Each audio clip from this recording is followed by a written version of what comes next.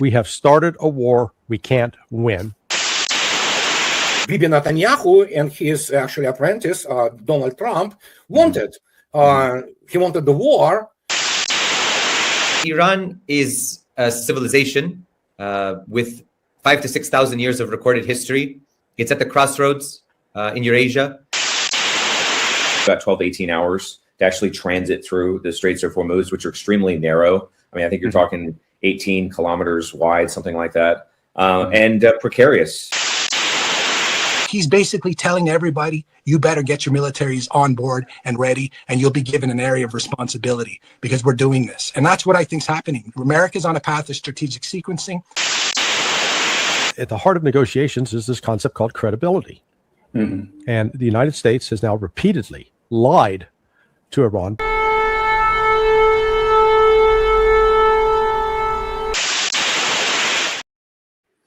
I'm an American sitting in Moscow, Russia. I do this show called EXPAT American, where I show the West Russia is a normal place, and I cover the conflict between Russia and Ukraine and the US. Now that the Iran conflict has started, I did a live stream last week called World War III. Has World War III started? And this week, I'm going to have a new team of experts on to discuss the topic of whether or not this is America's last war. My first guest here, sir, please introduce yourself and tell us who you are as it relates to this topic.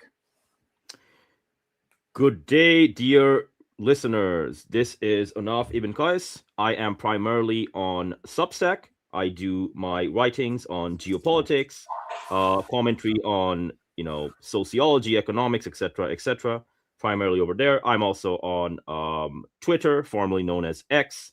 I run a show with my lovely co-host, Sir Kenneth Filan. It's called Eurabia Mania, When East Meets West. That show is primarily about geopolitics and lots of other fun topics. If you haven't subscribed to either of us yet, please do so. I think there's going to be links in the chat and what have you. But in terms of what I'm about, yes, primarily I do my writing and podcasting. And in terms of my education, expertise, and what have you, I've got a background in engineering and related fields. So when I look at geopolitics and these sorts of topics, I'm a numbers guy, right? So one way I look at things, for example, is, okay, well, how many tons of TNT are being used by the planes doing the bombing? Right? That sounds like a very dry thing, but turns out you can actually say a lot with regard to how war is going, with regard to, okay, how many tons of TNT are being dropped from point A to point B, right? But that, in a nutshell, is kind of what I'm about. In terms of my expertise on this subject matter, I don't claim to be a subject matter expert on Iran, but let's just say I can look at numbers, I can read charts, and I can see where things are going. So I'll leave it at that, basically. Okay, Kanaz? I'm the second half of Eurabia Mania. Anaf is our numbers guy. I'm more our cultural studies guy. I'm fascinated with the way that cultures develop, cultures grow, and, in the Spenglerian sense, the way cultures die. And one of the things we've been saying for a while, our podcast is a bit doomful in that we believe the global American empire, which has existed since 1946 or so, is on its last legs. And that's, I think we're going to be talking about that to some extent today. Very good. Very good. Next, sir, introduce yourself, please. Yeah, I am Malcolm Shiuna, also known as Tink Sorg or Uche Respecter. And I am a essayist and freelance writer based in Sweden. And I've written quite a lot about American society and the American military. So I've written for Unheard, for Compact Magazine, and for American Affairs, which is kind of, I would say, the best kind of quarterly publication for wonks and eggheads and reformists in the US.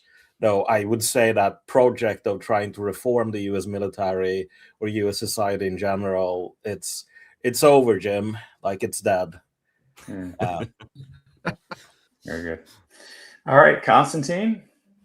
Well, I'm Constantine von Hofmeister. I'm the founder and director of Multipolar Press. I wrote 3 books, Esoteric Trumpism in 2024, Multipolarity, ! In all caps in 2025, and Multipolar Galaxies, Star Wars as a Myth of Civilizational Rebirth this year. So I also have an online journal, Multipolar Press, on which we publish a variety of authors, including Alexander Dugin and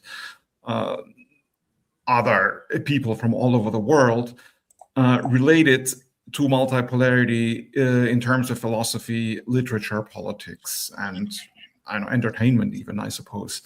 And I also have a personal Substack called Eurosiberia, eurosiberia.net, on which I publish 1 or 2 articles per week about philosophy, literature, politics, or whatever tickles my fancy, so to speak. Right. Subscribe to Multipolar Press if you haven't already, dear listeners. Yes. Yeah, multipolarpress.com. Achnaf is a regular writer on the Substack, and I highly recommend his essays. They're very insightful. Thank you. Yes, you. I know that all of Constantine's links are in the description if you're watching this on my platform that has a red and white logo of a play button. The rest of you guys, please text me your links after we hang up, and I'll add it to the description if I haven't already. Audience, I'm going to be watching for your questions. I have a series of questions that I'm going to take these gentlemen through. They're going to answer for us, and it'll be about, obviously, America, Iran, and Russia. And like, subscribe, and share to all of our stuff. We'll begin in 1 minute.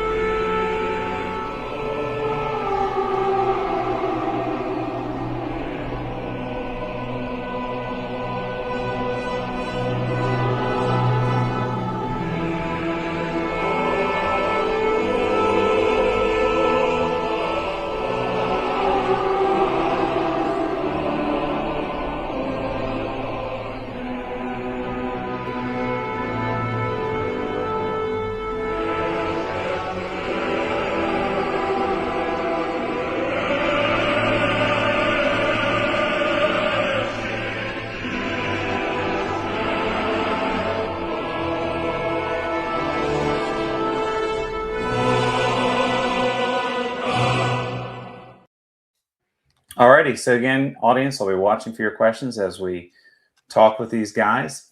And I'll start with Anaf, because this was actually your proposal. Mm-hmm. Why might this be America's last war? So there's a few ways to look at it, right? But the most straightforward way is as follows, right? A lot of ways that people are thinking about this war is that, okay, well, America's going to get a bunch of these tactical successes, but, we're going to make the same mistake we did in Iraq and Afghanistan, and it's going to be a strategic defeat, right? I actually think that's wrong. It's a deeper issue because it's not merely the case that, okay, this is a tactical success and a strategic defeat. Rather, what you're seeing is a obsolete mode of warfare, namely the Americans using like lessons they learned in the first half of the 20th century and trying to like repackage them for the 21st century. And in doing so, failing outright, right? So what do I mean by that? Okay. So you've got America doing these things like sorties of jets, aerial refueling from like freaking, Romania and these other places, Cyprus and what have you, right? They're using very expensive platforms, rather, highly complex, like these logistics chains. And okay, fine. It looks very advanced. The system looks very advanced, but it's extremely difficult to scale, right? It's got multiple single points of failure. It's extremely costly, right? And at the end of it, right, like, let's just use some common sense, right? If you're flying something from like Jordan or Israel or Cyprus, and you're flying hundreds of kilometers, and then you're refueling, and then you get within 500 kilometers of Iran, and you fire a cruise missile, that's 1,000 kilos, right? What you're really doing is you're not actually generating that level of like enormous destructive output, right? You don't actually have the throughput necessary to like, subdue Iran, right? Like a lot of people are saying, oh my gosh, look at the destruction in Tehran, right? And it is destructive, no doubt, right? But it's nowhere near Vietnam. It's nowhere near Dresden, right? It's off by like 3 or 4 orders of magnitude with regard to like how much TNT they're using. But anyhow, if you want to look at the numbers, you can look at the numbers. I've looked at them. So sortie rates, munitions expenditure, total explosive yield of TNT. You're basically seeing a very small amount of force overall at the end of that chain being applied compared to like historical benchmarks, whether it's like Korea, Vietnam, etc., etc. By the way, Iran is bigger than all of these guys, right? Bigger by like 10x than like North Vietnam, for example, right? So it's a paradox, right? It's a paradox in the sense that, okay, the technology, culturally, we are kind of conditioned to view it as sophisticated, but like actually the aggregate impact is limited, right? So that's the American side of the equation. What about the Iranian side? Iran is basically operating a model of warfare with, you know, Sir Malcolm would say like, okay, we kind of knew about this stuff in the 19th century, but I would actually say that that's true. But also in the 21st century, right, we can learn lessons from like looking at the Russia-Ukraine war and all these other things, right? And so Iran is fighting a 21st century conflict in that sense. So it's cheaper, it's more distributed, it's easier to regenerate, and it's built to sustain pressure over time, right? It's not trying to do like this shock and awe nonsense that the Americans are trying to do. All it's doing is it's got this throughput of missiles and drones at key civilian and military sites. And the idea is you just keep going and you just keep applying pressure, right? And the end result of all of that is that, you know, the missiles are relatively stable with regard to how many are being fired, and the drones are ticking up, right? And so you eventually get this mismatch, right? The Americans are, as I was saying, applying this limited force at very high cost, very high time duration, while Iran can basically do this low-cost mode of warfare with lots of resilience, and they can continue this indefinitely, right? And once you see that, like once you see the crux of what I'm saying, everything else follows from what I'm saying, right? Because ultimately the second layer that comes after that is cost. Okay, it's like, well, I'm flying these jets that cost several $100 million, right? I'm using these refuelers and these AWACS that cost probably a couple $1 billion once you add in everything, right? Okay, so I'm paying more for each unit of force while Iran is paying less to continue the war overall, right? And so that's the gap that becomes decisive, right? And after you see the second layer, which is the cost, and then you see the first layer, which I was talking about, which is like the throughput, then you come the third layer, which is that this is not a war that can be contained. Iran has already blockaded the Straits of Hormuz, more or less. 95% of the traffic is gone.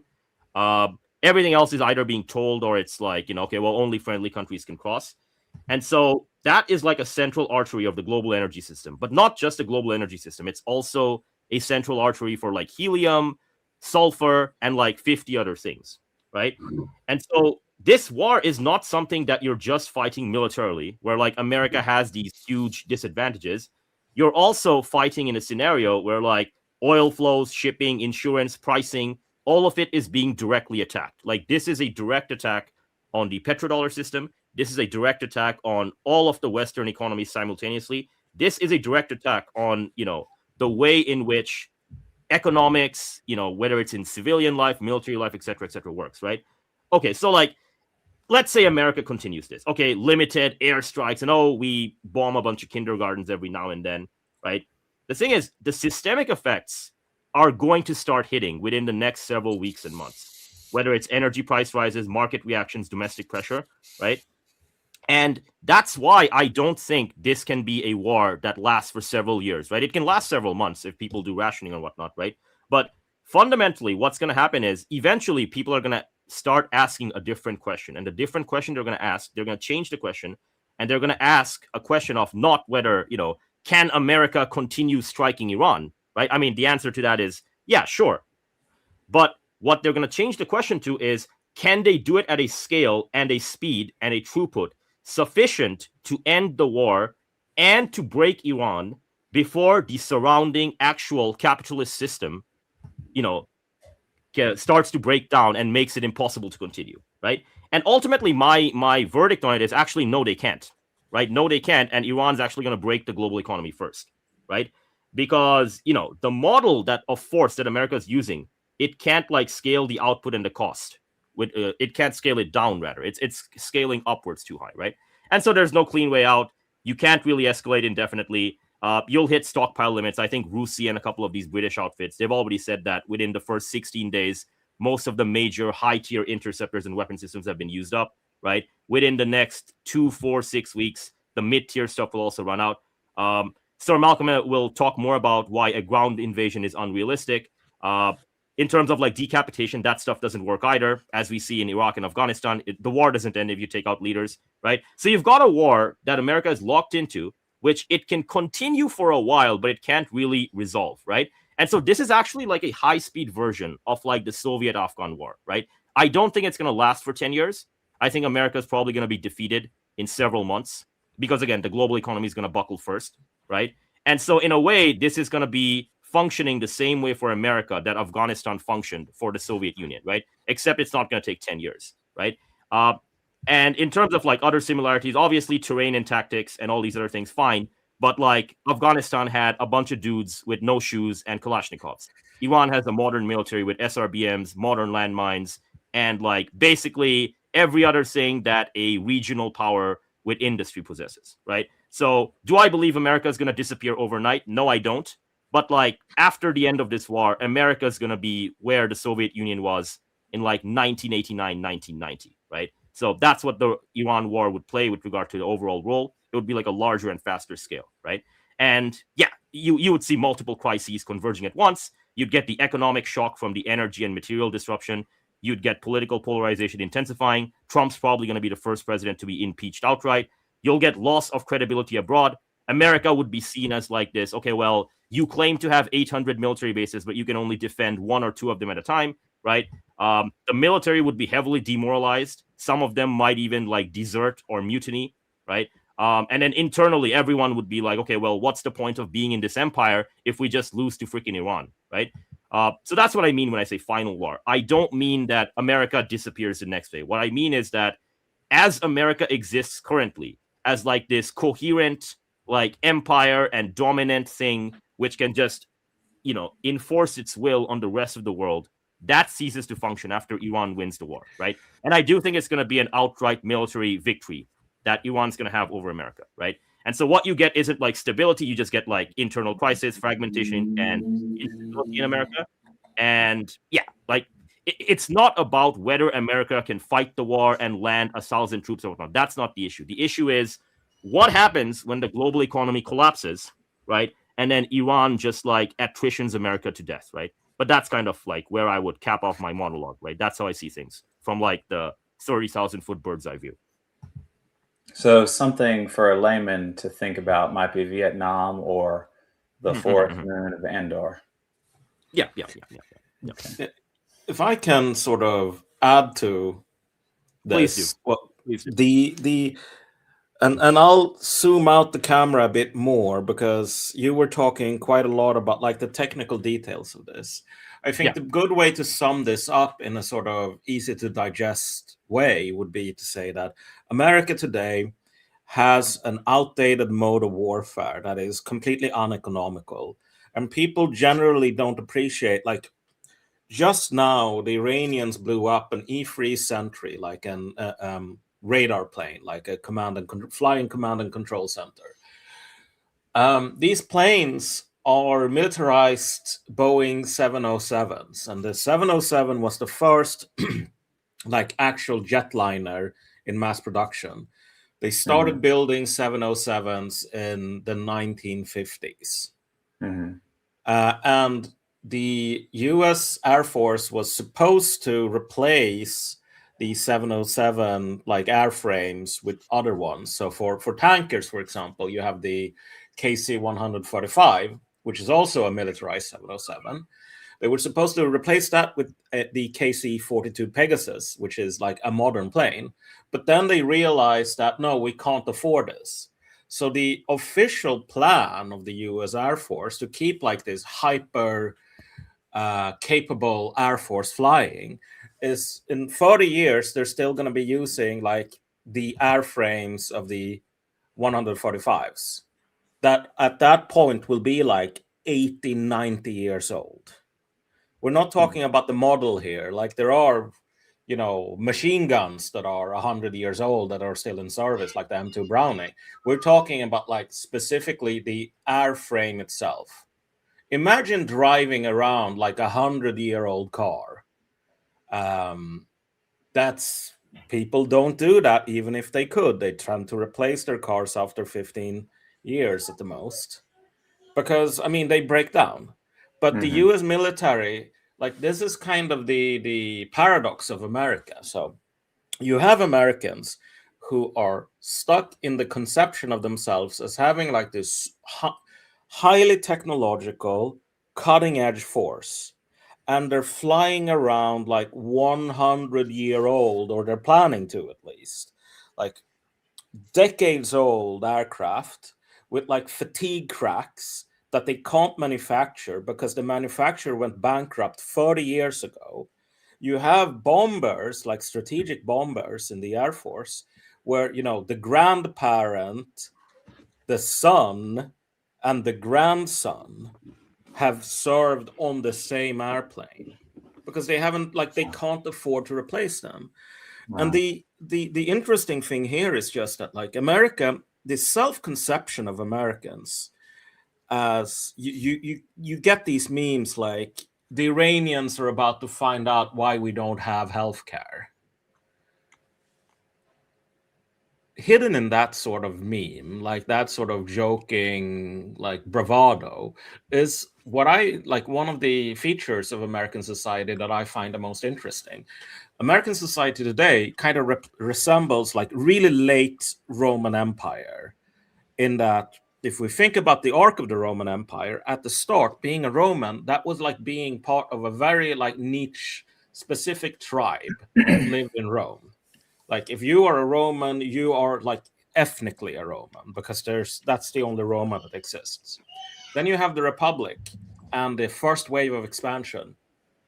And at that point, being a Roman, it's kind of like the American conception of the melting pot, i.e., you can be a Roman and you can live in like the North African province, because being a Roman is like, hanging out at the bathhouse for 6 hours a day. It's spending a ton of money on like monuments. It's hanging out at the hippodrome and like getting into fist fights because you're on the blue team rather than the green team. Like that, like being a Roman, it's the same thing. Like, Americans are familiar with like this sort of creedal, like it's an idea that everyone can be invited to. By the end of the Roman Empire, there's no pretense of that anymore. Like, being a Roman, like Alaric was a Roman in the sense that he was a contractor working for the legions. Like the Goths and the Vandals and all the rest of them, like the weird people from Illyria, they didn't speak the same language. They had very little in common. The only thing that united them was this machine called the Roman legions. And if you look at America today, what are the centripetal forces holding the country together if you removed the Marine Corps and all the rest of it? Like, if you didn't have this massive imperial machine with its 11 aircraft carriers that barely work, and like, what exactly would hold Puerto Rico together with Washington State? Right. So, right. Yeah. It's a good point. And for everyone watching that isn't sure, doesn't know, I mean, if you've studied the Bible, let's say, you know, in the New Testament, Paul is about to be beat at one point by Romans, and he tells them, well, I'm a Roman citizen. And they're like, whoa, oh, snap. Like they almost got in trouble. They don't beat him. So it's kind of like, in some ways, like being an American today, I would say. Interesting. What do you gentlemen think, the rest of you? Well, I'm in complete agreement with a comparison with the late Roman Empire. I mean, it's quite clear because, as I mentioned before, in the late Roman Empire, you had similar conditions that you have in America today, where you basically have internal decay, domestic decay in the capital, while the empire is still trying to expand. So you have imperial overstretch. It's still trying to prove itself while things are falling apart at home. I mean, so the analogy is quite apt. And the Roman Empire fell. It took a while. It didn't fall from one day to the next. I mean, it took this over centuries, I suppose it declined, but we can see the same kind of decline in the United States. I mean, because you have a lot of symptoms, not just what he's talking about, the military, but you have other social symptoms like the rampant drug abuse, pornography, just total loss of any kind of morality, the inversion of all values, so to speak, when the vast majority of the population is addicted to some kind of substance, either illegal drugs or legal drugs prescribed by the pharmaceutical industry. Both psychologists, neurologists, and various other doctors that over-prescribe the populace.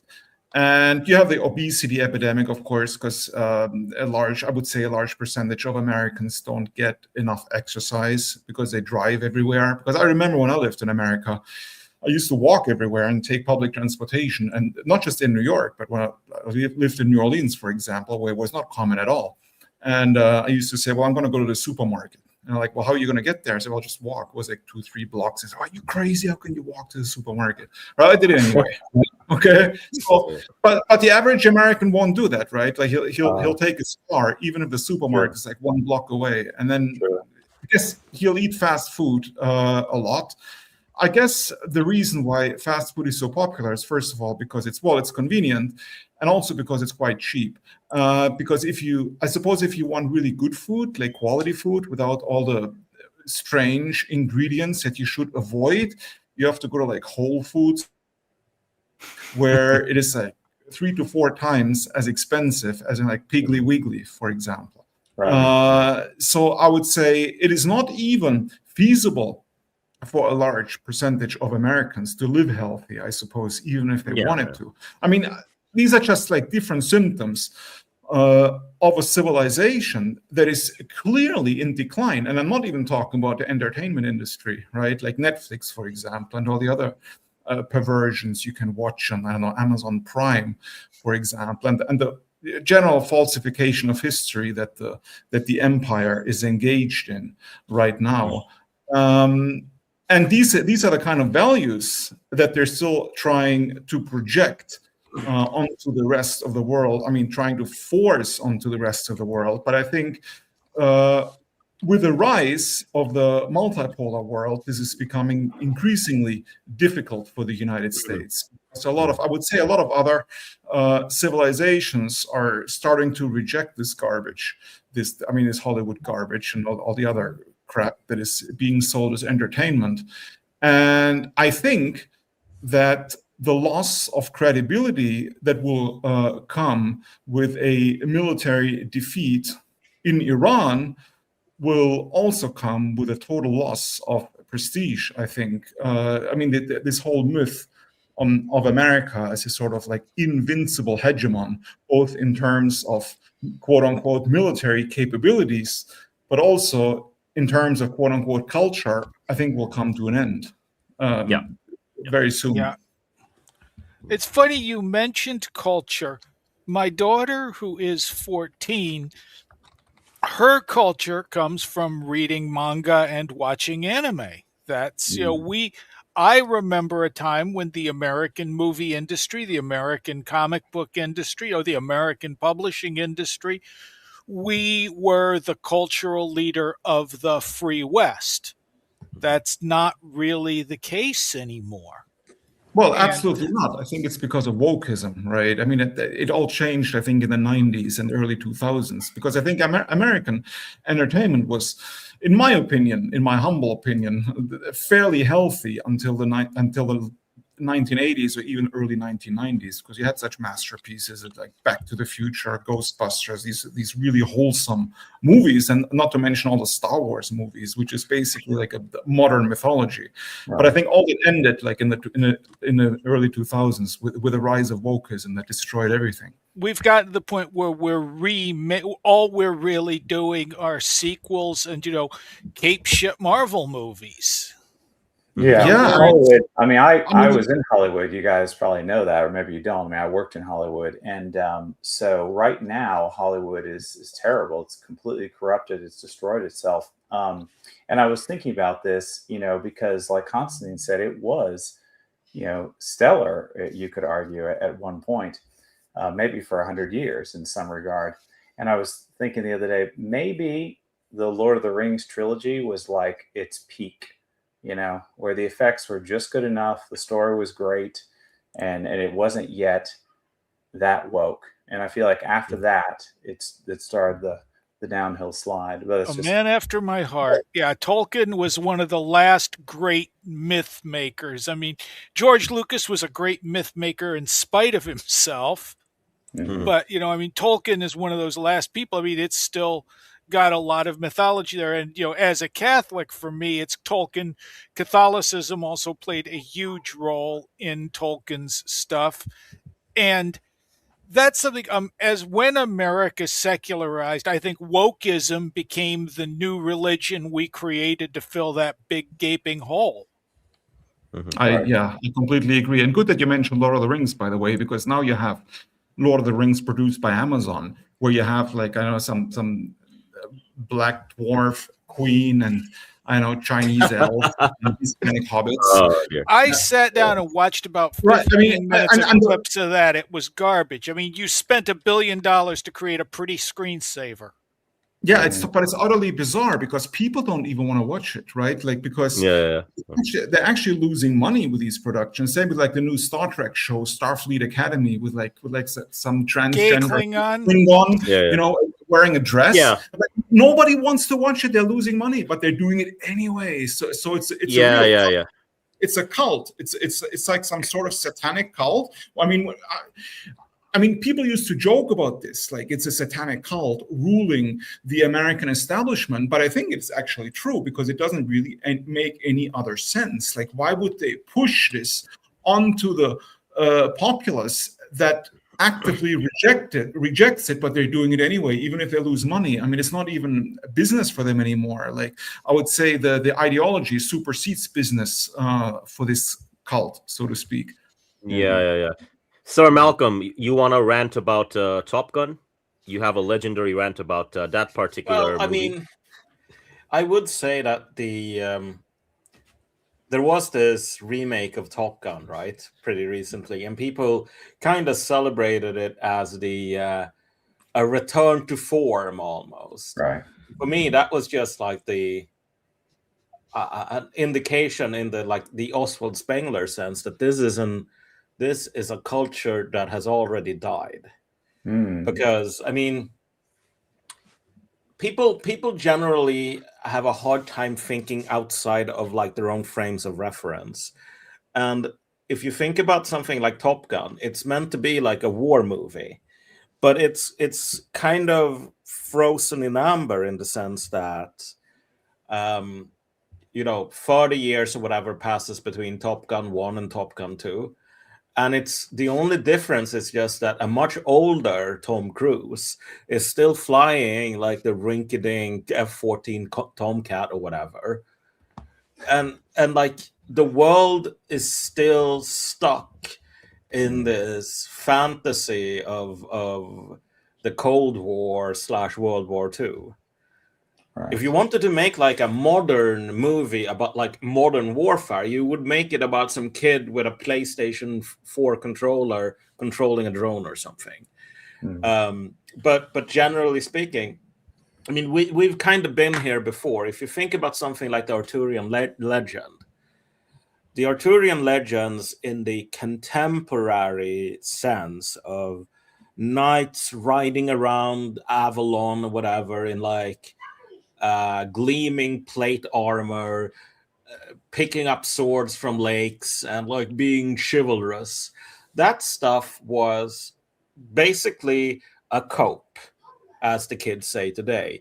It was sort of a myth making that was created in Europe at the time when like the last of actual like professional knights were just like dying out. There was no longer a place for them.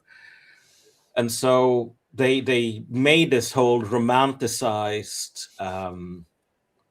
fiction about like what being a knight really was, at a point where, like, if you wanted to compete militarily, you didn't need some guy with a village supporting him so he could do like heavy cavalry charges.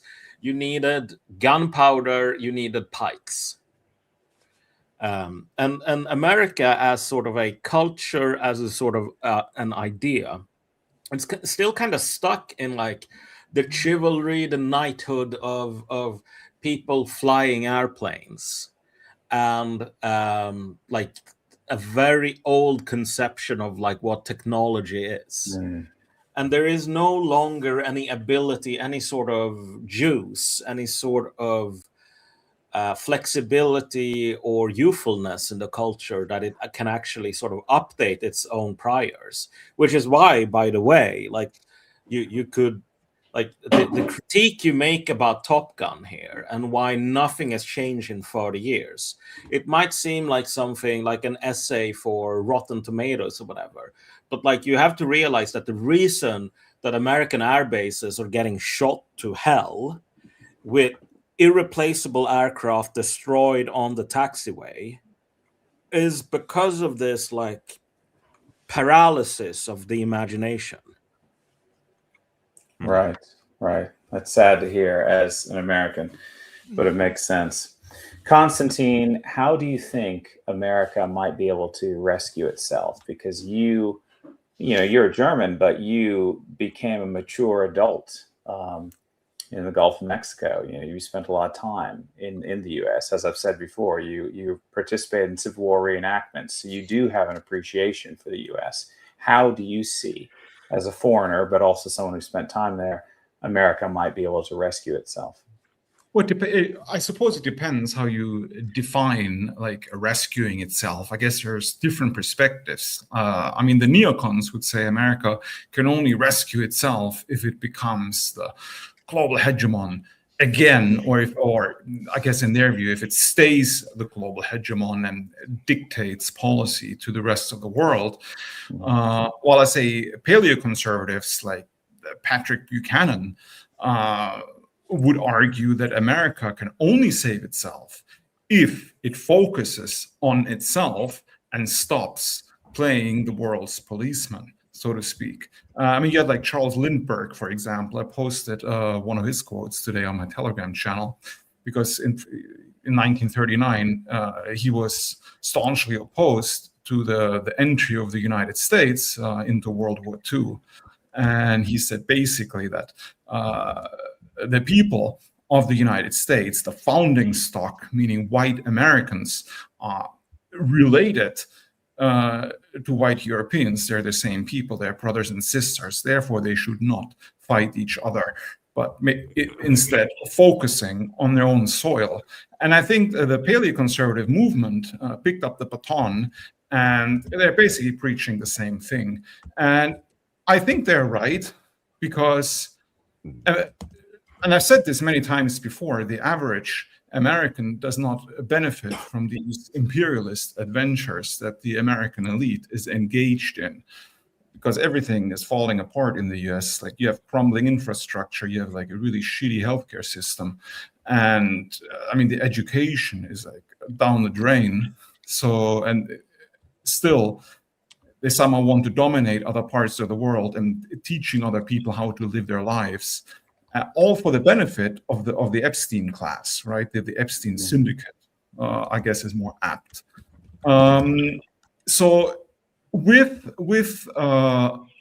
the impending defeat of the American empire in the Middle East, as Ahnaf so eloquently put at the beginning of the show, hopefully America will cease to be a global empire, and in the new multipolar world will become just one pole among several, meaning that you have different state civilizations like Russia, India, China, the Islamic world, if it unites, and Europe and the United States, and they can pursue their own interests in their hemisphere and internally without trying to interfere in other people's great spaces, like the Carl Schmitt, the political theorist, used to say, or used to emphasize, that each great space should be careful not to allow outside powers to interfere in its own sphere of influence. I mean, which is completely normal. I mean, that's why you have the conflict in Ukraine, because Ukraine is clearly in Russia's sphere of influence, and they cannot tolerate NATO encroaching on it, obviously. And I guess it would be the same if the Russians or the Chinese were to somehow establish like military bases in Mexico or Canada. They tried it in Cuba once, and it Right. didn't No, go well, well. I know, but the U.S. didn't. Well, you almost had World War III because of it, the Cuban Missile Crisis, because the U.S. couldn't tolerate it, and rightfully so. I mean, I agree with the U.S. Why it shouldn't tolerate it, but at the same time, the United States should understand that other great powers, other poles like Russia, also shouldn't tolerate it, and there should be more understanding. And I think after this conflict, if America, or the American empire, I should say, is put in its place, hopefully there will be more understanding of other poles. And there, From your lips to God's ear. right? Yes. I mean, this is how I see America saving itself, by becoming a pole in a multipolar world, sort of tacitly respecting other great powers' sovereignty, so to speak. I mean, I don't believe in this hippie version of multipolarity. It's not going to be paradise. Exactly. Obviously, you still have competition and conflict, but it will be more of a concert of great powers on equal terms, instead of like one hegemon trying to dominate all spheres all over the place. I think this will come to an end. Hopefully it will come to an end. And this will also be for the benefit of the United States. If you view the United States not as its elite, the Epstein class, but if you view the United States as its people, because the people of the United States, meaning the average American, will benefit greatly from this, from a new isolationism, because I mean, you can just compare the images that come out of America today, like large American cities and large cities in China. I mean, it's like night and day. That is because the Chinese, they don't waste trillions of dollars on like useless military exploits that the average citizen doesn't benefit from. They use it to actually build and improve infrastructure. And this is the difference. So if this role of America ends, the role of like, I don't know, global overlord, global policeman, then America hopefully will be able to also improve internally. And I think the outcome of this conflict could benefit basically almost everybody in the long run. Yeah, it's going to hurt in the short term, but I agree completely. Within the long term, we have to get away from this. I mean, Americans today, American boomers, the earliest boomers are born in 1946, at the point where America is becoming, one of the two superpowers, the free world versus the Iron Curtain. Yeah. After 91, we don't have an Iron Curtain anymore. Now, all of a sudden, America was the sole superpower. I mean, I don't think we ever technically were that, but we certainly fancied ourselves that. We're the biggest, baddest kid on the block. And I think this is going to be the end of that. I don't see anything working out in Iran that comes out as anything but an inarguable defeat for the United States.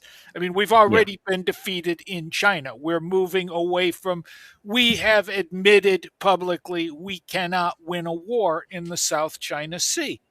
Well, some people argue that America hasn't won a war since World War II, really. No, I think that's a fair thing. I mean, I think John Michael Greer put it once, it's not that we haven't won a war, but we haven't had the kind of defeat, say, Germany got at the end of World War II, the kind of defeat Japan got. Well, here's the thing, though. Right? Like, that's actually, like, as the kids like to say, distinction without difference, right? Because if you're fighting in Vietnam and your argument is, well, we didn't use the nukes, so that's why it was just a lack of political will, and that's the reason why we lost the war. I'm sorry, my friend, but you can't you can't say politics and military affairs are separate. If you live in a system where you lack the political will, that is a military failure as well, right? But to kind of like go back to what Sir Kenneth was saying, this is going to be an actual military defeat. And based on everything that I'm seeing, right? Like, I mean, Sir Malcolm thinks it's a Cape shit operation, but I think Trump is actually going to be like Captain Ahab enough to land Marines with like airlift, which is like absolutely suicidal, right? But you're going to see, and we already see it on the battlefield with like Russia and Ukraine, like FPV drones hunting down infantry, right? We're going to see it with like American Marines on these like Iranian islands. At this point, it's a fait accompli. Like once those guys land, within the opening hours and days, they're going to be hit with that stuff, right? The problem with the American empire is that Sir Malcolm put it very, very eloquently in a show we did. But the problem with the American empire is that it presents itself to the rest of the world via the movies, the big cultural soft power, as like this superhuman Ubermensch. You know, we are like Napoleon's legions, the Spartans, everything all at once simultaneously. The problem is if you shatter that image of Americans, right? If you're just like, okay, actually, no, you're just flesh and blood, and we're going to prove it, and we're just going to put a bunch of 8K video on the FPV drones that prove it, like, you know, whether it's Shaniqua or whoever getting hit by the FPV drone or whatever, right? At that point, there's going to be a lot of problems. It's not just going to be the military saying that, okay, this is unacceptable. And it's not just going to be like the senators and the congressmen going that, okay, we need to arrest people for this. Like, what is this crap, right? It's going to be a big existential crisis, because at that point, they're going to outright ask themselves the question, what are we as Americans? They're going to ask themselves that question, because if you see that, like, it's very different having like a guy say, okay, well, 300 people are injured, 13 people are dead, like whatever. Like that's a very impersonal thing, but it's very different from doing that versus watching like 8K drones like blow up the Marines on a beach, right? And I agree with Sir Constantine. I think America is going to eventually reinvent itself, but like I don't think you can stop the collapse, if that makes sense, right? Like Russia is a successor of the Soviet Union. It's not the Soviet Union. I think there's going to be successors in America. Texas might do good. Florida might do good. These guys might do good. But like to run the empire, you need that myth of invincibility. If you don't have it, right, then the vassals leave you. Like Japan and South Korea are not going to buy your bonds. They're not going to look at you and go, you're the invincible Napoleonic legion. You're the dread horde. I'm going to give you all my money so that you defend me. Oh, I'm Germany. I'm your vassal because you're the best thing ever, man. You can defend me with the Marines. Like, if that's no longer true, like, no one's going to give America their money. It doesn't work. Like, the imperial system doesn't work if America is just flesh and blood. And I think that's the real thing going on there, right? But no, Sir Malcolm, I think you had that essay on America's military wonderland, where I think you kind of tangentially touched on this subject with regard to what happens on this. Yeah, I mean, that essay was essentially making the point that if you're in the military, like the role of the American military at this point is not necessarily to fight and win wars. It's to keep the illusion of dominance going. And so, for example, the US Navy does this thing called a presence mission. And when Sweden joined NATO, they did that. They sailed in like an nuclear-powered aircraft carrier into the Stockholm archipelago. And like the boomers on Facebook were going gaga over it. Like, oh, look at the beautiful, like the most powerful country in the world. Like they love that stuff. I mean, their brains are wired to it. But the US Navy today does as many presence missions as it did at the close of the Vietnam War. But at the close of the Vietnam War, they had around 600 ships. Today, that number is less than 300. And also because their ships are much older on average, and the industrial bases are decayed, 300 ships gets you like less than 60 that are actually active at any point in time. The remaining 240 are either in disrepair or mothballed, or like laid up or undergoing training or maintenance. But the thing is, so you go from a navy the size of 600 to a navy the size of 300 or less, but you're still doing the same amount of presence missions. That is, per ship, per capita, it's more than twice as much. Attempts have been made by the Navy to scale this down, but the answer from politicians is always, no, you can't do less of these. It'll make us look weak. Well, I mean, in terms of your actual capability, the Navy is, in fact, half as strong. It has half as many ships. But again, the point of the military, you have all of these aging boomers in America, and they're wired to this time period where America really was all powerful. And so doing too many presence missions, it actually cannibalizes your readiness. Ships break apart, you don't have enough time for training, you don't have enough time or money for maintenance, but you keep pushing them out there. Why? Just to keep the Potemkin village, the illusion going. It's kind of like that movie Goodbye Lenin, where the mom in the family goes into a coma, and while she's in a coma, the Soviet Union collapses and real existing socialism falls apart. But when she wakes up, she doesn't know that, and her family is worried that because she has a weakened heart, if they tell her that socialism is over, she's going to have a heart attack and die. So they just keep making this sort of simulacrum of it still being the 80s and the German socialist republic still being a thing. I mean, the Navy and the Air Force are doing the same thing to Lindsey Graham and Donald Trump and Joe Biden. Very interesting. It doesn't really work once you go into combat. This is what's happening with Iran right now. People are just going, but we have the B-2 bomber. We have the mother of all bombs. We have the F-22 Raptor.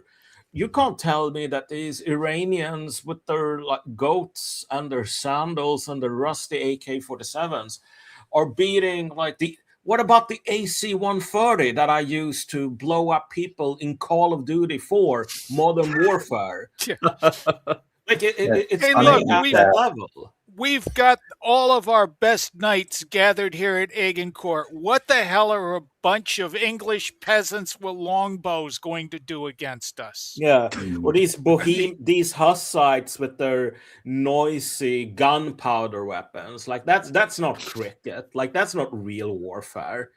A gunpowder weapon when you can have a heavy armored cavalryman. Come on. Right. It's very interesting. It's very interesting. They always use this word, right? They're unorthodox, asymmetric. They use all these words. And I'm no, I disagree. One guy is using obsolete warfare. The other guy is using modern warfare, right? Okay, well, he's not fighting conventionally. What does that mean, bro? Okay, well, he should fight me with fighter jets. No, he doesn't. He doesn't need to fight you with fighter jets. He can use missiles. Right. I never understood that. Yeah. Right. Well, guys, before I forget, I added your Substacks, but Malcolm, I don't have anything on you. So if someone could text me Malcolm's links. You guys mentioned the Cuban Missile Crisis, and that made me think of something I wanted to make sure we touch on because I'm broadcasting out of Russia. The Soviet Union had their finger on Cuba, and the U.S. didn't like that because that was their sphere of influence. And, recently J.D. Vance was going to Azerbaijan and Armenia, and he was trying to make a deal with them there.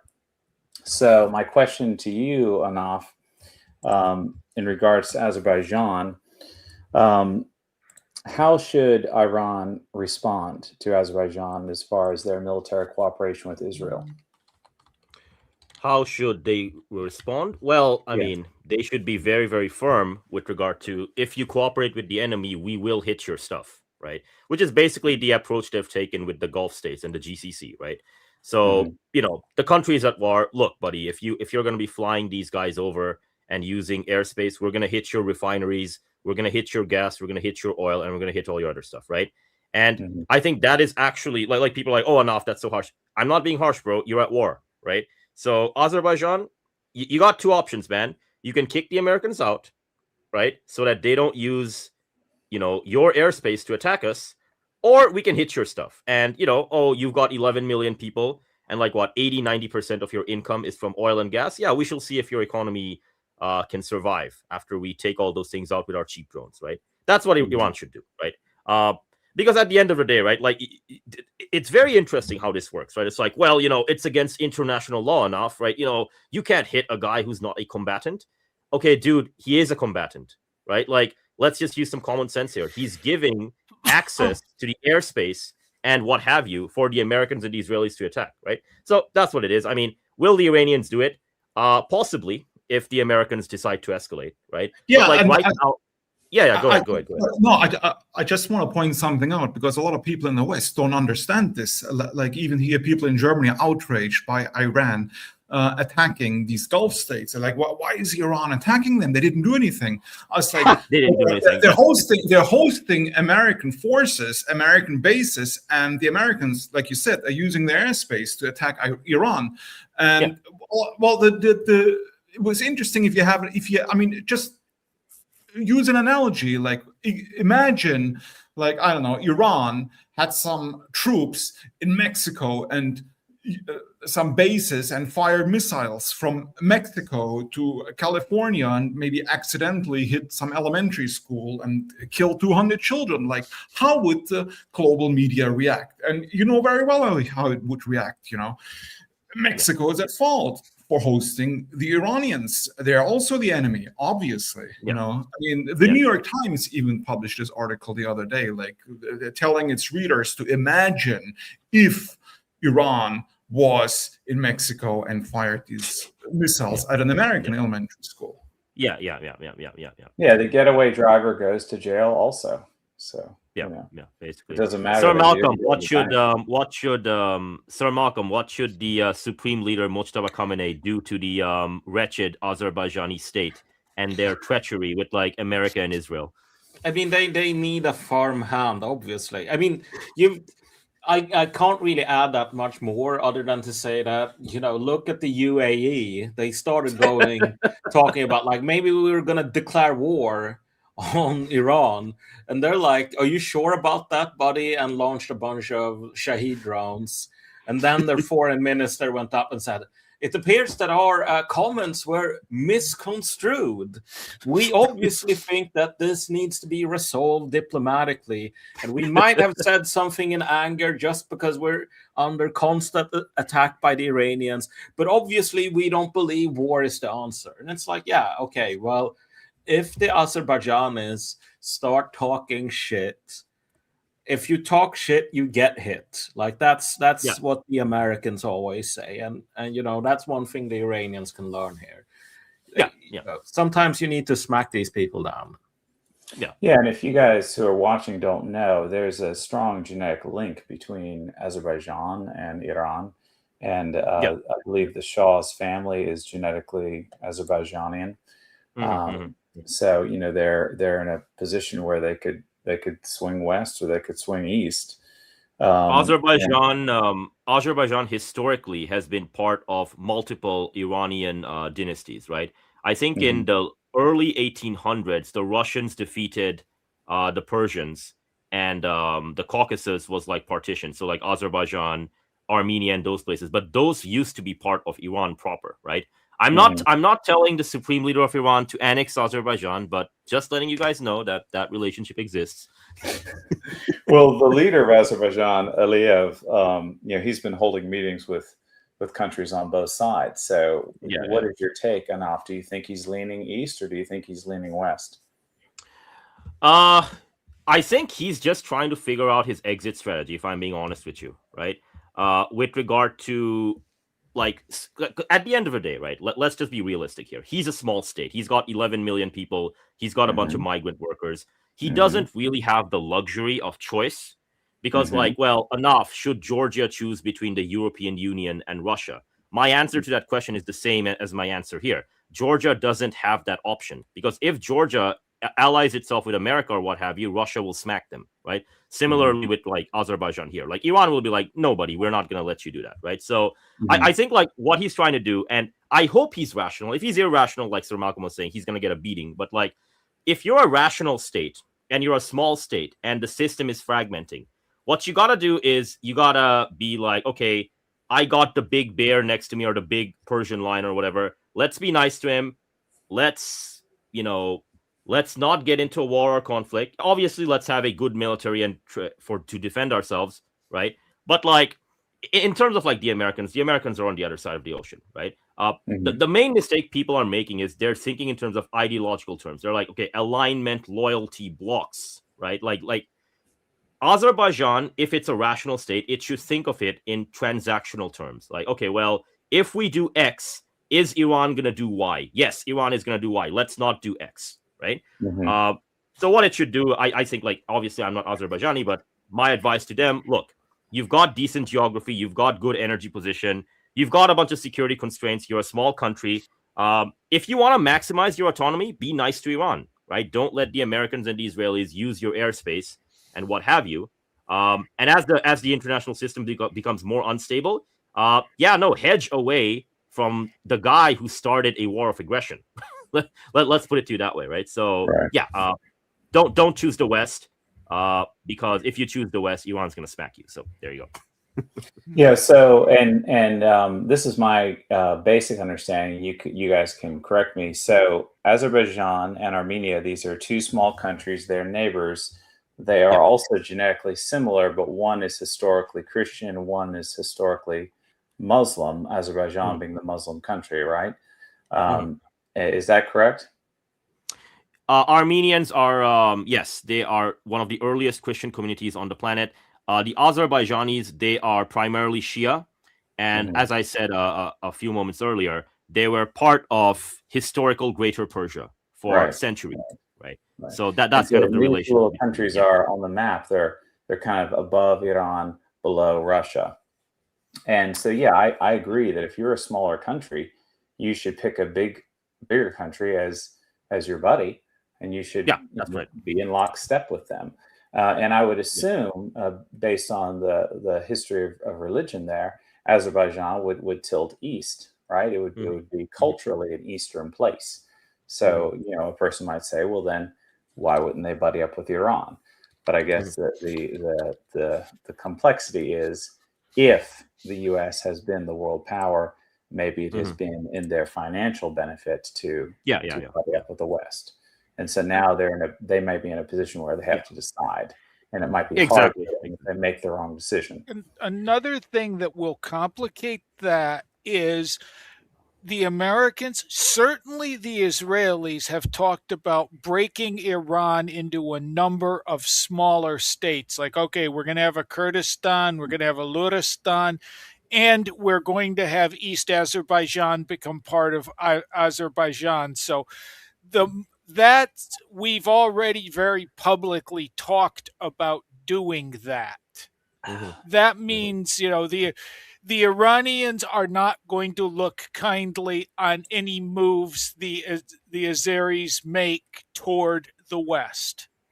I don't get the sense Russia is really interested in recreating the Azeri SSR, nor is Russia particularly interested in having a neighbor on its borders that's part of an ongoing, ethnic conflict between Kurds, Azeris, Persians, Lurs, whatever different groups of people you've got fighting amongst each other in the former Islamic Republic of Iran.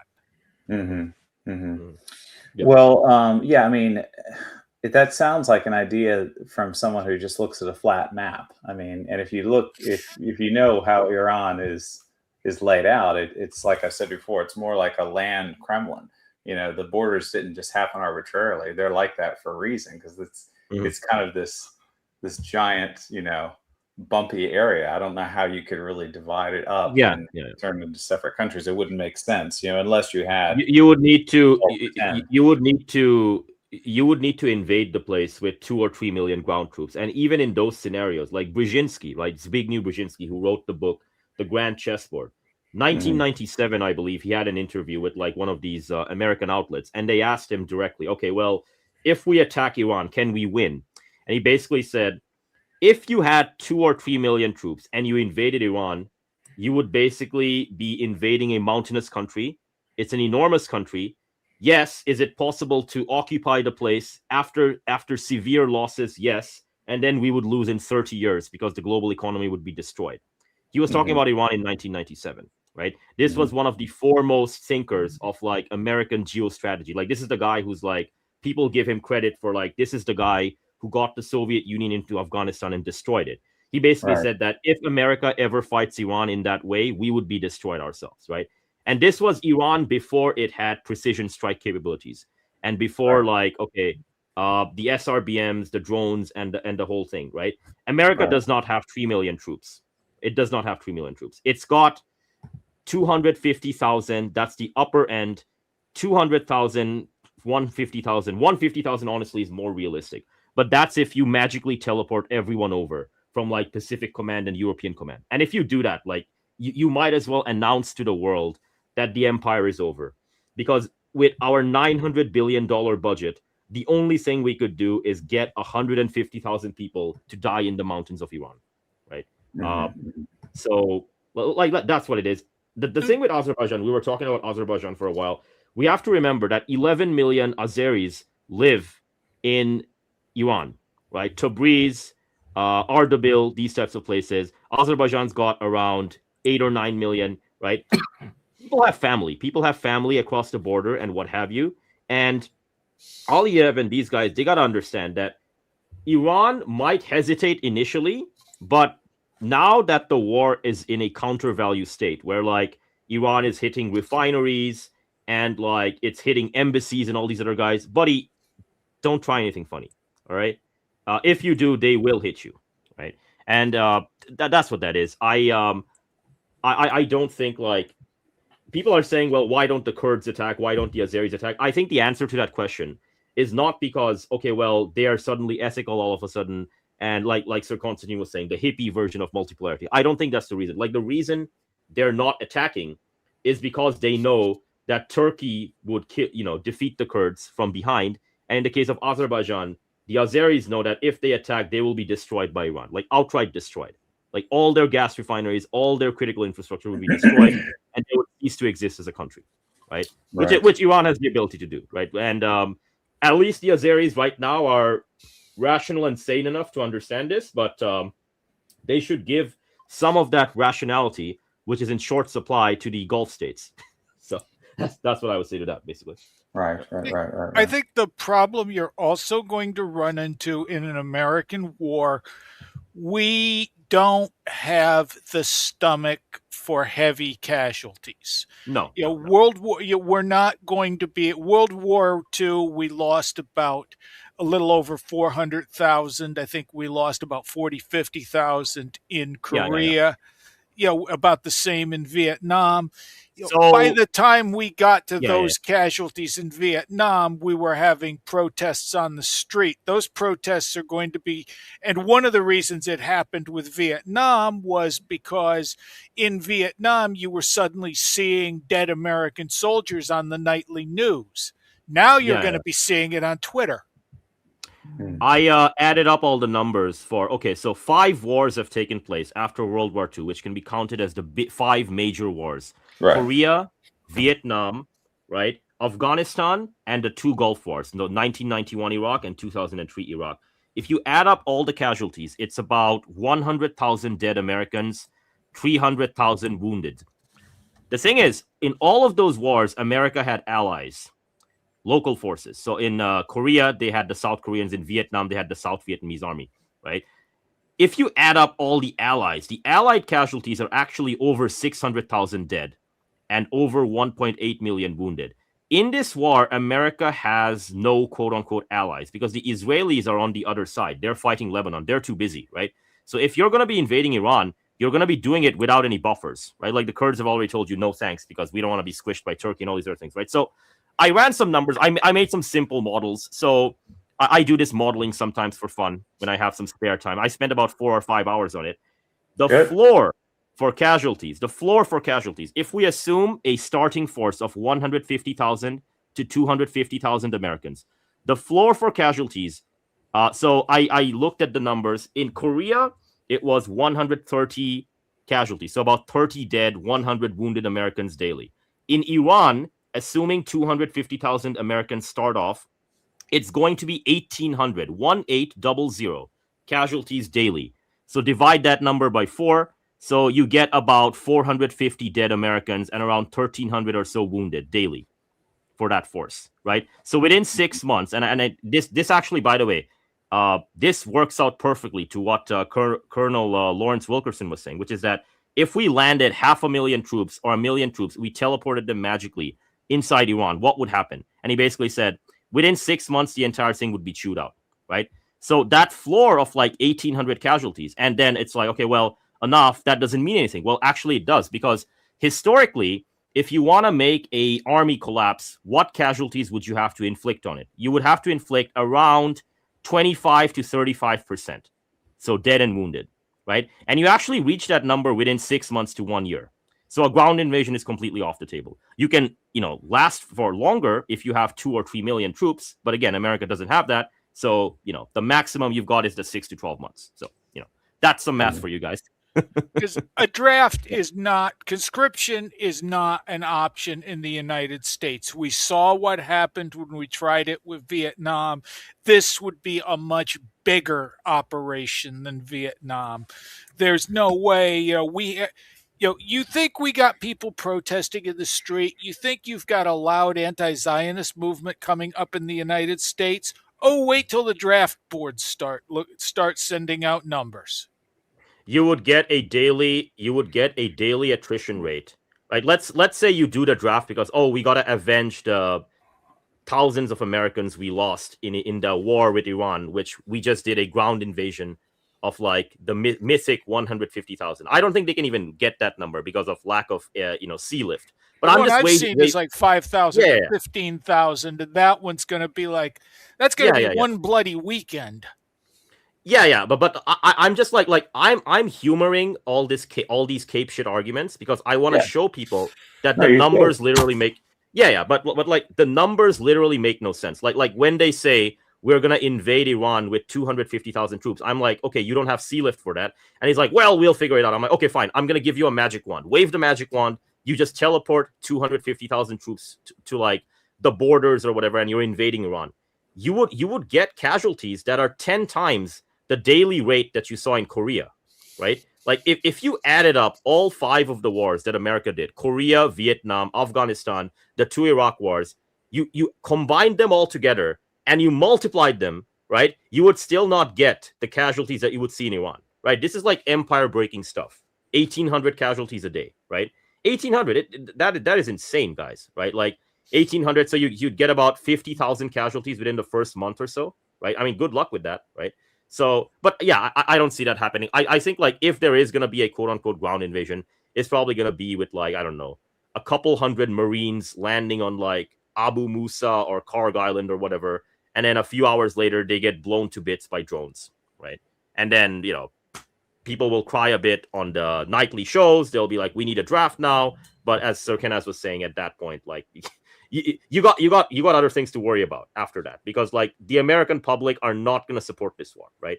But that's my understanding of the thing. Sir Malcolm, anything you'd like to say with regard to what a draft would do to the American society? I mean, the first thing people don't realize, and again, this is kind of a piece with all the, what do you mean the Iranians are resisting? Like, we can just drop the mother of all bombs or fly in the AC-130. Like, people have this, like, very blasé understanding of state power. If you wanted to activate the draft or, like, the selective service system, you basically couldn't, because in order to issue a draft notice, you basically have to go into a database where the names and addresses of the eligible draftees is recorded. But because everything in America is so sclerotic, there is no central database. It's not like Sweden where everyone has their social security number and so on, and they're in theory supposed to like report all of their like the location to a central like statistical agency. In the US, the actual people that do the draft have to rely on like secondary sources. So if you get like a driver's license, for example, in the state of Wyoming is supposed to send over your address to this database, but occasionally they don't. And also there's actually no requirement for Wyoming to update that information whenever, like if you move since you get your license. In theory, it's like super illegal, to basically not notify selective service of where you live. Right. But nobody does that. Like nobody ever like mails their address in. And this might seem like, why is he getting bogged down in all these boring details? Can't they fix this? Well, not really, because the way the law is structured, the US government has to prove that they sent you to the address where you live. They sent the draft notice. They have to prove that you opened the draft notice. They have to prove that you read the draft notice. And then they have to prove that you understood what was written there. And then decided not to show up. So essentially, like the legal framework for a draft requires a sort of institutional and practical system of delivering draft notices that does not exist. And because it doesn't exist, all you have to do if you get your draft notice is you can throw it in the trash and you can say, well, it never arrived. And at that point, like the state basically can't do anything. So even if you sort of circumvented this, there's no actual training, like there's no training pipeline for draftees. Because, having that kind of capability costs a lot of money. And America is a society which has essentially gotten rid of everything it can't. Like it has been hollowed out from the inside. So you can't train the draftees. And you would basically have to do something similar to like kidnapping people off the streets, Ukraine style, if you wanted to keep this going. And you can imagine what that's going to do. Well, In a one highly big armed difference with population us like and- America. Yeah, I was about to say that with the big difference between us and Ukraine, Americans have a much larger gun collection. Yeah, they have guns, but also like it's a federal system. So, I mean, if there's going to be like federal agents kidnapping people or whatever, first of all, there's not enough federal agents to do that over 50 states. You have to rely on local police forces. And, are the local police forces in Minnesota going to kidnap people off the street in order to help Trump win a stupid war? Obviously not. And so suddenly you have a constitutional crisis on your hands. Yeah. Right. It's five moves down the chessboard. But like the fact that, as Sir Malcolm was saying, there is this like fundamental structural bureaucratic shortage. And then you've got this issue of like, okay, now you got to actually force people and kidnap them. And then you get this, like all of these things are related. It's like, well, enough. Iran can't defeat America. It actually can, right? And by the way, like the very first thing I was talking about, gas prices, the fact that helium and sulfur, right? If you collapse the global economy, all of these things get multiplied by like 10 times, right? Everything that we just talked about. Right? Yeah, I mean, but people tend to assume that, like, obviously the state can do something, like the American state, doesn't matter what it is. Like, obviously they have plans for that. Obviously they have the capability. They don't. Like, we are talking about, going to some ghost town or whatever, like an abandoned suburb of Detroit, and going into like a ruined house and finding like in the garage like a really old car, like from the 60s. What are the chances that if you get into that car and you turn the key, the car is going to start and be drivable? Very low, obviously. Right. Like, there's a reason they left it in some abandoned ruin, and it's because it doesn't fucking work. And the same thing goes for all of these institutional muscles that haven't been exercised for 50 years now. If you assume they work, you are cruising for a bruising here. Like, they don't. No. All right. No. Well, guys, I want to make sure we don't go too long. We have some audience questions we're going to get to. I just have a couple more of my own. I wanted to pull Constantine back into this. And we were speaking of little countries maybe needing to be friendly with big countries. So, Constantine, you're from Germany. If you were an advisor to Western Europe, what would you advise the leaders of Western Europe to do in this situation?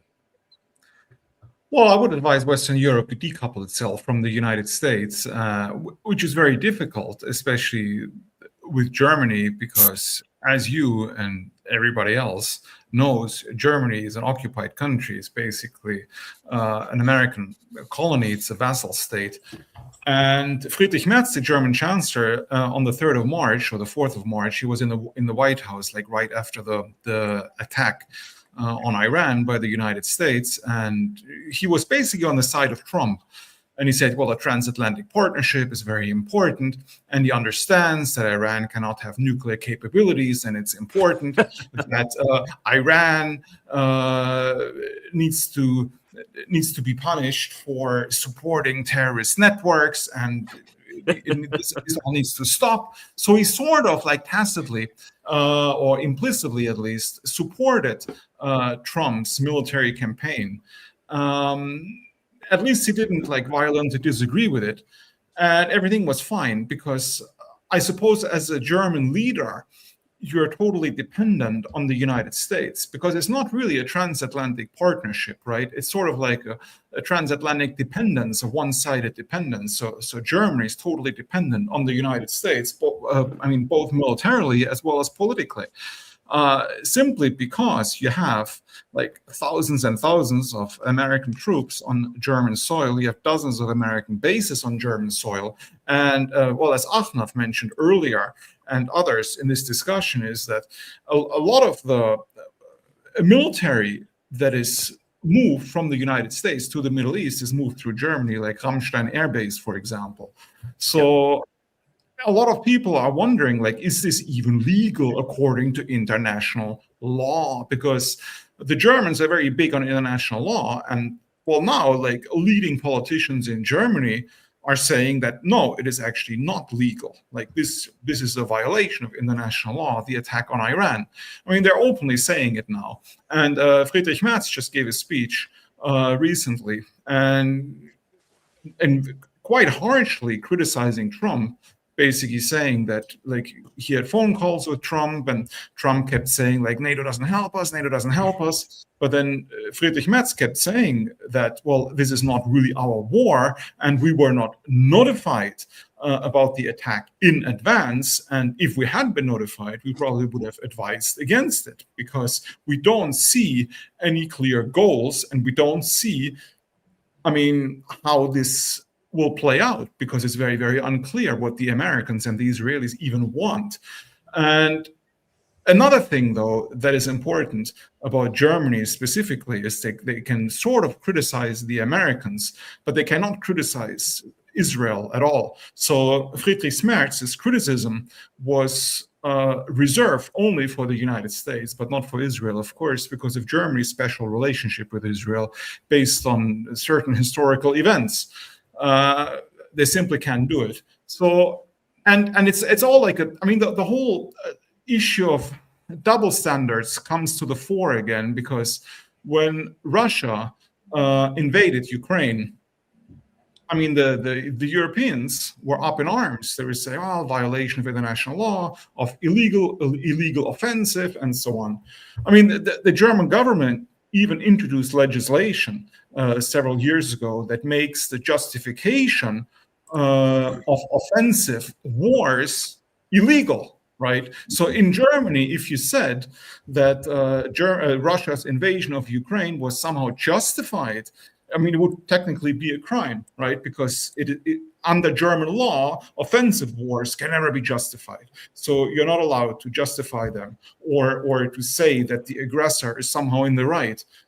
But of course, now they're saying that America is basically engaged in a war of aggression that violated, quote unquote, international law, but you don't see the same harsh reaction. I don't see the Europeans calling for sanctions against the United States. I don't see the Olympic Committee arguing that American athletes should be disbarred from the games, or that American football players should not be allowed to participate in the World Cup. I don't see them calling for a boycott of the World Cup, which is going to take place in the United States. So, the double standard is just totally glaring.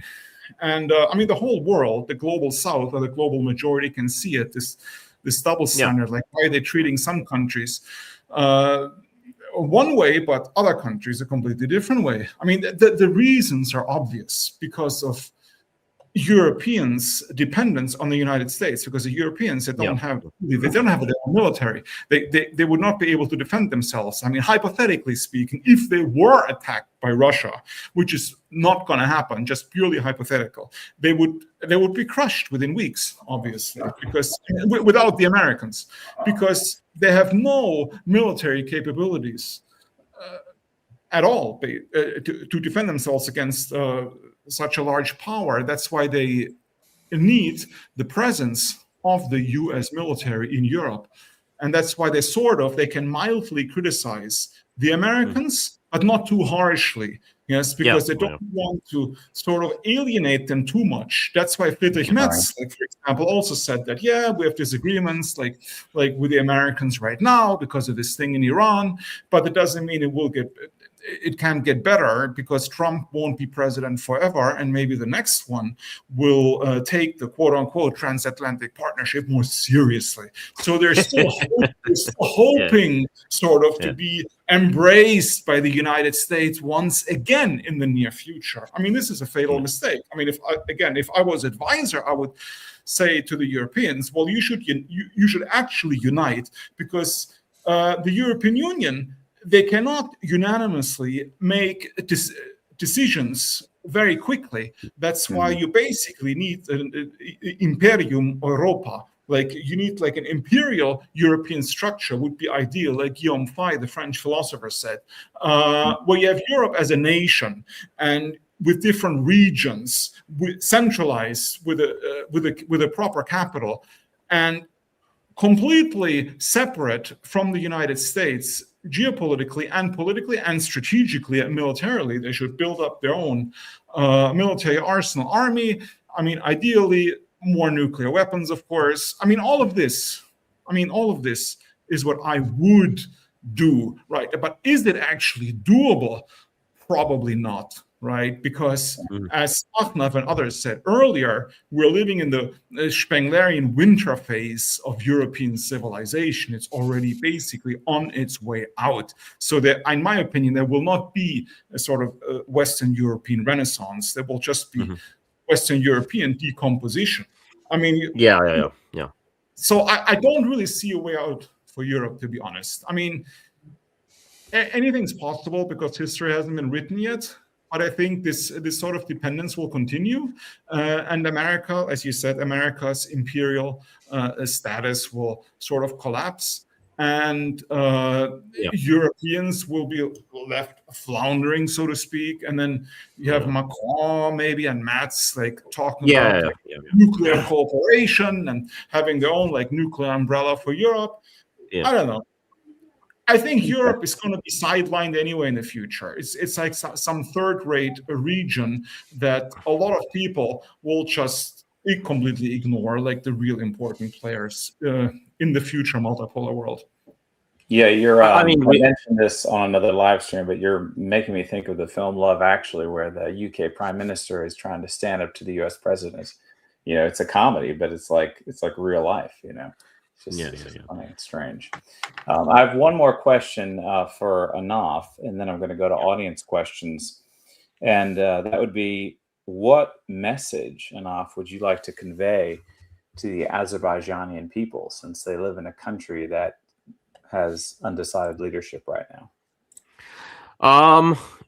You're living in a world where stability is on a decline and the rules are up for grabs. I think all of the speakers have kind of touched on it.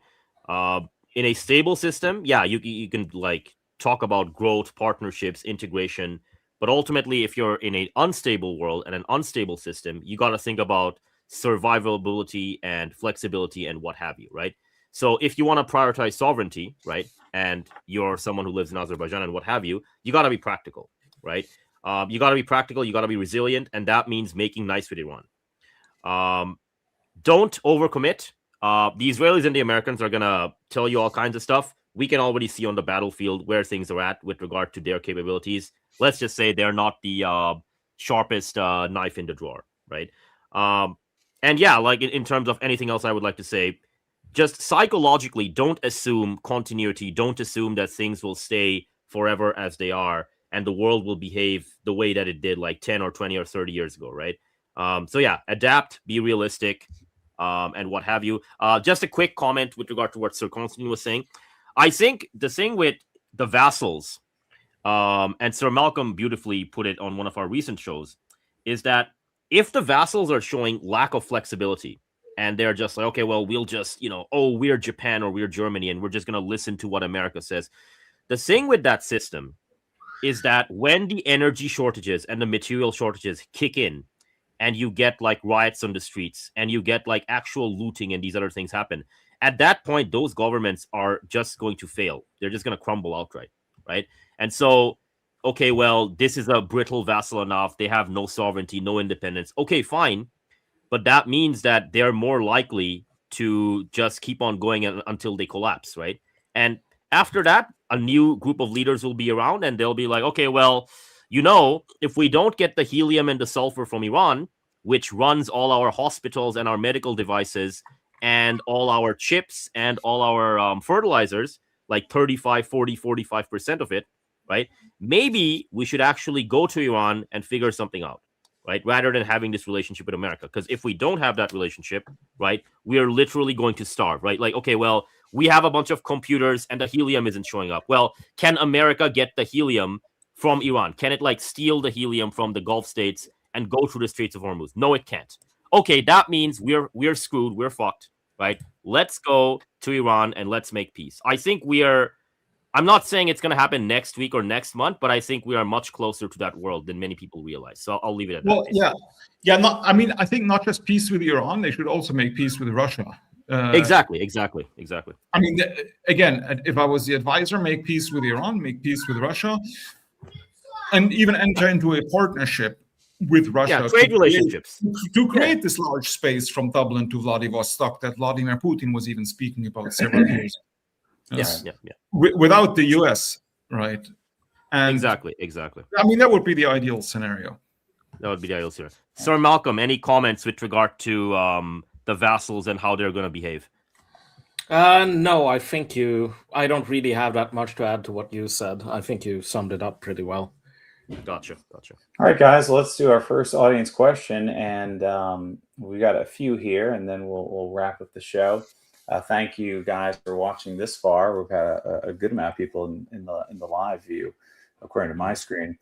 And this one is from Marcel. Marcel is actually one of my other speakers from our previous live stream that was in the promo that I showed at the beginning of this video. It says, the Iranian Lego videos are epic. Are they effective in changing the enemy's will to fight? They're very effective on social media to win the propaganda and cultural war. So in that sense, they're effective. It also shows the rest of the world that Iran is a creative nation and a nation willing, ready, and able to fight for justified defense of the homeland and to also fight for the blood of the martyrs and what have you, right? So the Lego videos, they got many layers to it, but I would say it's primarily cultural and propaganda victories and what have you. Yeah, I've been impressed with them, and also the guy on the skateboard with the missile behind him, which I showed at the beginning of this video, the Iranian guy drinking the juice, right? Which is something that he's copying from I guess a guy who did this in California, and that and the Lego videos, and also I've been hearing for the past couple months how I think was it Saudi Arabia that's wanting to invest in like Warner Brothers, like Superman films and stuff like this, and it made me think, wow, we think that this is this other place, this alien world. Some of us Westerners, when we hear about the Middle East, but they're clued in to our culture. They know what we watch. They get our jokes. They're not that different from us if they're into this stuff enough to enjoy it and make jokes about it, right? Yeah. The Saudis and the Qataris, the way they've always viewed the Americans is that if we call the Americans, they'll show up and defend us. And if it comes down to it, we can invest money and get the big bad American wolf to show up, right? And so because of that understanding, they've always viewed the Americans as like their trump card and so that's what it is, right? So they like, it's very interesting. Like if you talk to the Saudis and you tell them about American collapse or like, okay, the empire's over, they'll be like, what are you talking about, man? America never collapses, right? Like this is the movies. Obviously America always wins, right? So there you go. Right. Well, I mean, the Byzantine Empire was Christian and it's not around anymore. There you go. So, Anaf, question for you. Previously stated that nuclear use would not solve any problems that prompts its usage. What about the nuclear blackmail approach by Israel? You guys want to say anything about this carefully? Well, it's quite simple. All you got to do is look at the missile strikes on Dimona and the drones hitting all of the key plants and what have you near the nuclear sites. So if the nuclear blackmail approach actually worked, the Iranians would not be hitting the sites. In terms of what I said with regard to my previous statements, using a nuke is just using a very, very big bomb. And using a very, very big bomb doesn't mean that the Straits of Hormuz gets open, right? That is the strategic quandary for America is that America has to open up the Straits of Hormuz and it has to use the Navy to show everyone that actually we still own the seas and we can still get goods and services to market, right? Using a nuke does not do any of that, right? What it does do is it increases the likelihood of Washington, D.C. and New York City getting turned to glass because people need to remember something. The method of delivery is very important. If the Americans fire an ICBM and it's headed towards Iran, nobody actually knows where it's headed towards when it takes its ascent, right? At its like descent phase, right? There's multiple descent phases. Like if you guys want to know what I'm talking about, you can read the white papers on this stuff. But in its descent phase, you can then figure out that, okay, approximate location, it's trying to hit Tehran.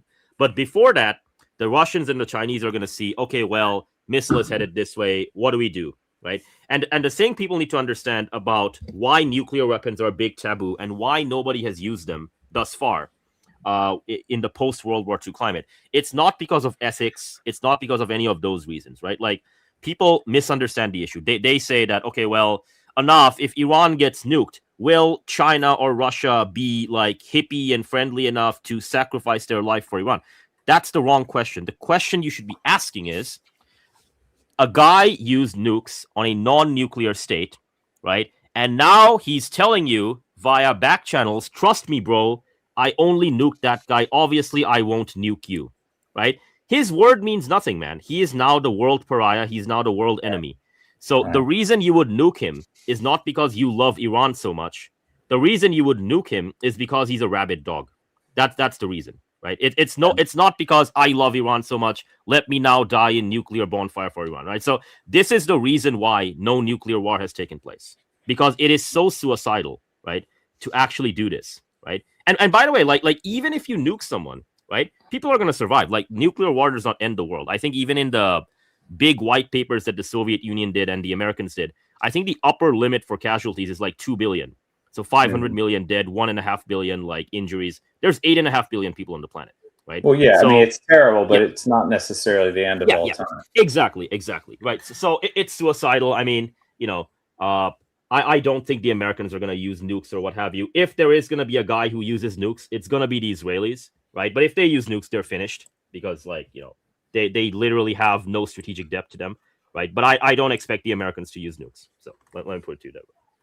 Yeah, and I think Israel recently hinted in a statement that that they could reach Italy, Germany, and France. And they mentioned those three capitals, and it made me think. Well, I know you're trying to remind the world what you might do, but why didn't you name Britain? And it just made me think, can they not reach Britain? And then it made me think, well, then they don't have a huge reach. I mean, it's a significant reach. Don't get me wrong, but it's not like it's a big. Exactly. This blackmail thing is like a poker player bluffing at the table, right? But if you call the poker player and you say call, and then he says all in, and then you call his all in, he doesn't really have anything left to play, right? So, like Tehran getting nuked is a humanitarian disaster. It's a tragedy. Millions of people would die, right? But Tel Aviv getting nuked means the end of Israel because of how small that place is, right? It's a tiny place. Yeah. So that's what that is basically. 95% of Israel lives in an area the size of Greater Toronto. Wow. Yeah. All right. So next question. We certainly beat the heck out of the Brits in 1776 and again in 1812. Beat the heck out of Mexico, 1846. World War I, World War II. How can you say America has never truly won a war? So this is Malcolm, take it away. First comment here. Past performance is no guarantee of future success.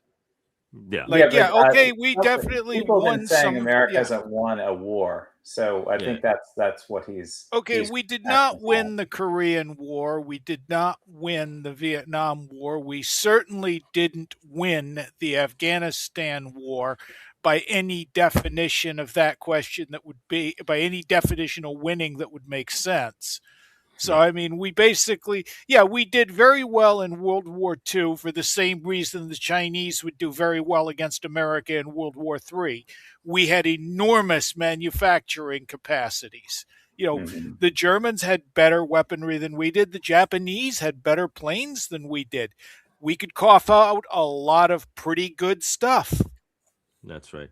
We don't have that capability anymore. No, we don't. Sir Malcolm, how dare you say that America has never truly won a war? ? I mean, I haven't said that because obviously the Americans won the Civil War. So, I mean, it's hard to argue that like the winning side wasn't composed of Americans. But they were going to win that one either way, right? Yeah. I mean, that's what's so clever about it. But like. There is this kind of funny conceit here among Americans where it's like we have so much combat experience. And well, I mean, since the Second World War, Americans have experience in basically throwing crap at the problem. Like in Vietnam, the US lost 10,000 airframes, for example. It has less than 2,000 working airframes, like combat airframes, at this point, so it can't do Vietnam over again. And then eventually, like figuring out that we don't even know why we're fighting. We have no basic, like Clausewitzian understanding of warfare, which means we lost. Doesn't matter how cool our helicopters are. And in general, though, there has been this weird transition, and this is why I originally got into writing about like the U.S. military, because I'm not like a Westerbo.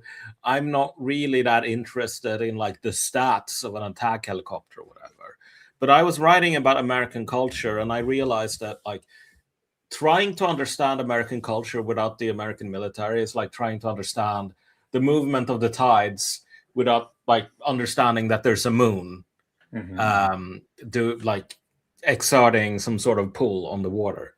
But if you think about the American self-conception before World War II, Americans being a people of warriors, quote unquote, like if you suggested that, people would either be like stare at you like you had two heads, or they would be offended. Like, what are you talking about? Like, Americans are natural warriors. Like, what are you talking about? Like, America is a military nation? No, we're not. We're like a republic we don't believe in that like European stuff where like kings and like generalissimus stop like just keep fighting each other and beating each other up over like lines drawn in the sand. Like America is a new kind of society that is left behind the old world.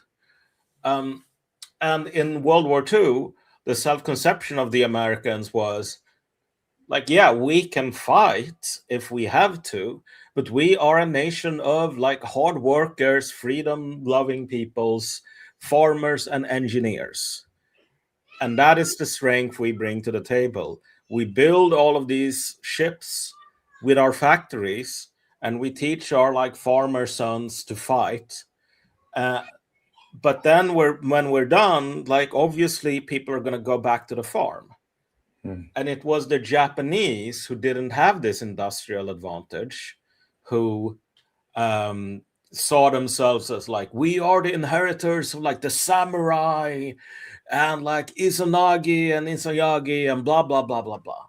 If you think about how Americans discuss like a coming war with China today, it's the Americans who are doing the fucking samurai LARP. Like we have the ancient like warrior spirits are on our side, and yeah, the Chinese, they might like build 100 frigates for every frigate we build, but they don't have Bushido like a real American Marine Corps soldier. And it's like, it is like the American culture has been like twisted beyond recognition. Due to like the effects of the empire. Japanese had samurai epics. I mean, we get most of our feelings about war from Cape shit movies. Yeah, sure. But like the samurai epics, like this, like Bushido, for example, didn't really exist until the 20th century, like early 1910s. Bullshido, as it's affectionately called by a lot of martial arts. Like they basically invented that stuff out of whole cloth because they needed like a sort of unifying national myth. And so America has walked down the same path where they like actually believe they are a race of soldiers and natural born warriors, like the inheritors to Rome and Sparta. But that stuff is super new. And so like the question, has America ever won a war? Yes, it has. But like the America of 1812 doesn't exist anymore. Like there are, I'm not saying that in the sort of trite sense of, well, everyone who lived there is dead. I'm saying that like the actual like the American culture. Yeah. Like Norman Rockwell is gone. Yeah. Yeah, exactly. Like America of 1812 was a country that like nobody had ever heard of the melting pot or the global empire or defending democracy. Like the self-conception of what an American was, that's like saying that modern Swedes are basically the Vikings. Like an Iron Age culture. No, sorry.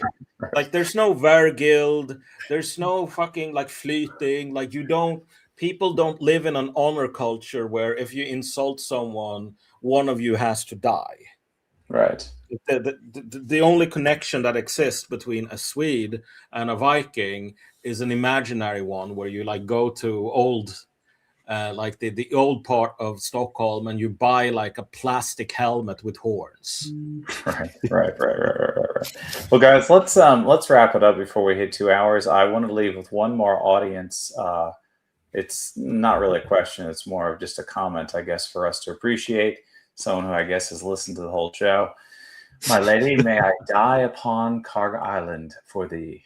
So. I mean, these whales I'm are sure going to be you like... could probably get signed up for some. I mean, they're not going to have an easy time finding people that want to go die on KURSK Island. So if you're into that sort of thing, I don't think they really pretty want to be there. sure you'd find a recruiting office that would take you. I mean, milady. I mean, which lady is that? Is this like Laura Loomer? Like, who are you referring to? No. I think they're just opining and imagining a scenario where they would say goodbye to their lady to go serve. Okay. Fine. In a fruitless way. Well, guys, thank you Don't so much die for for being Israel, on. guys. Don't die for Israel. Yeah. And guys, thank you for being guests on the show. I think it was great. I put all your links in the description below. And everyone watching, please follow us all, like and subscribe.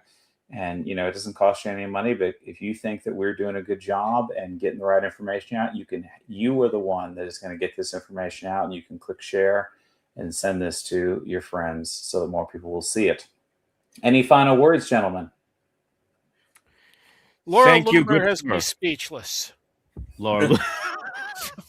Thank you, good sir. Appreciate the invite, and hopefully we can call up Doom Squad, Sir Kenaz, myself, and Sir Malcolm, and we can do this another time if you want us to. Yeah. And maybe, hopefully, next time we can make it a bit longer so that we can do a bit more detailed stuff. Perhaps, yes. Well, I will end the show and leave you guys with another montage of some work that I did where I filmed on the border, and I put it in the description. It's the Bryansk, the city of Bryansk in Russia, next to Ukraine. If you haven't seen my show and you can only watch one video, this is the one to see. Thanks for watching, everybody. Take care. Thanks. Thank guys. you.